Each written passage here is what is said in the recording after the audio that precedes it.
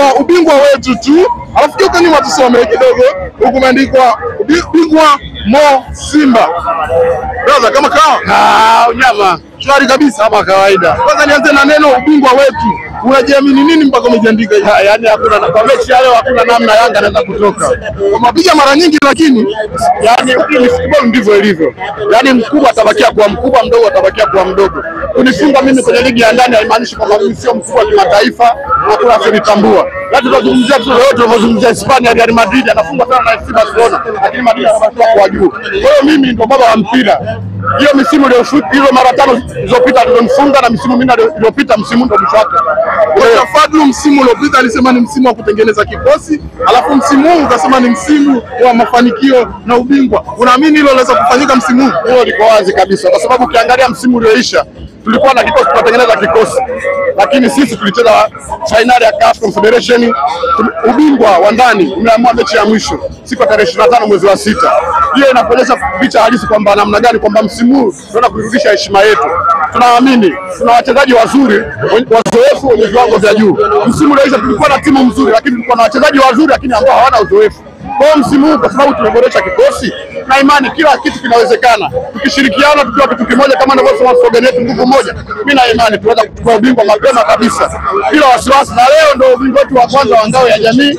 Bila shaka Yanga hakuna namna anaweza kupona leo, na shehe wangu nakwambia. Kwa aina ya jinsi mlivyocheza katika mechi ya Simba Day, mnahisi mtatoboa mbele ya mtani wenu ambaye naye pia aliishinda dhidi ya Bandari ya Kenya? Leo tunacheza vibaya. Sisi tumecheza na timu ambayo imemaliza nafasi ya pili kwenye ligi ya Kenya, Gor Mahia. Wala wamecheza na timu ambayo imemaliza nafasi ya 8 kwa pointi 43. Umeelewa? Kwa hiyo inakuonyesha kwamba taswira gani. Yeye kama aliweza kufunga goli dakika ya pili akashinda kupata goli lingine, maana yake kwamba hana timu. Mimi nimefunga goli kipindi cha kwanza, nimefunga goli kipindi cha pili.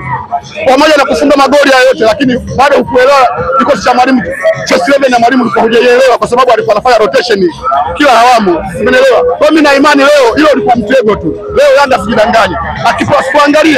Asipoangalia itakuja kurudia kama ile ya mwaka 1977 haya mwaka 2012.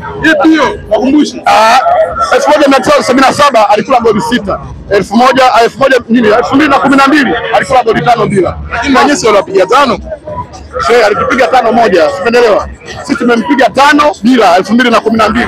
Mimi nakwambia kitu kimoja ambacho watu wengi hawakielewi. Sisi wakati tumefunga mara 5, wamechukua ubingwa mara 4 mfululizo. Kuna kiongozi ambaye amefungwa na wanachama au mashabiki? Hakuna. Wao 2012 tuwapiga goli 5, mchunga tukaondoka naye. Umeelewa? Engineer, nakwambia ukweli. Engineer mpaka leo analeta dharau zote, maneno yote ya kejeli kwa sababu ya sisi Simba Sports pamoja na viongozi wetu. Yaani viongozi ndio wanampa yule kiburi kwa namna moja, kwa maana moja. Kama viongozi wa Simba walikuwa miaka yote minne wanasajili wachezaji wenye quality kama klabu ya Simba ilivyo kwa ubora wake, sisi hawa singekuwa tunachezea kama ile tunachezea. Yaani tusaya sisi. Sasa safari hii tumeingia kivingine. Tumechukua wachezaji ambao hawa wanakwenda kutupa matokeo makubwa. Leo hamna ushindi wa ngapi leo? Leo nimetoka nazo nyumbani 3. Umeelewa? Kwa sababu njia leo nilizopita zote tofauti zilizopita siku zote. Leo nimepita njia za panya. Yaani leo tunakwambiaje? Iwe isiwe Yanga atakufa. Yeye kama alikuwa anataka nini kichwa leo atakipata. Na mimi nilikuwa najiuliza kitu gani, kwa nini alikuwa anahitaji kichwa? Ndio nimepata jibu juzi. Kashindwa kule kazi kwa anataka kichwa cha huko.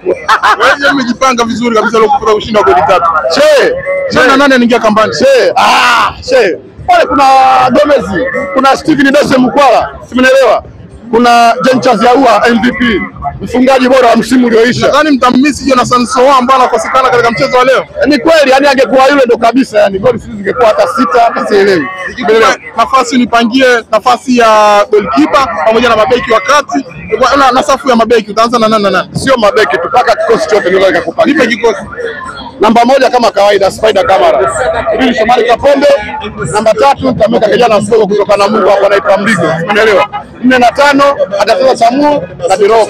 Namba 6 Yusuf Kagoma. Namba 7 nitamweka Neo Maema. Namba 8 nitamweka Nabii Kamara. Namba 9 nitamweka Steven Dese Mkwala. Namba 10 Jenchez Yaua. 11 Elim Panzo Kibisawala. Hiyo yani hapo achomoki. Sasa hivi ana nafasi.